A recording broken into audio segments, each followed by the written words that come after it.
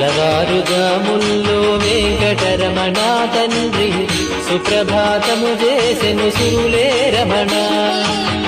పంచామృతములతో వెంకటరమణ తండ్రి నిత్యాభిషేకములే నిత్యము రమణ.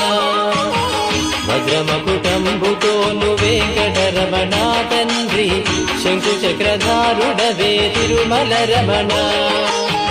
మూడు నామాలతోను వెంకటరమణ తండ్రి ముల్లోకములు ఏదడి మూర్తి విరమణ.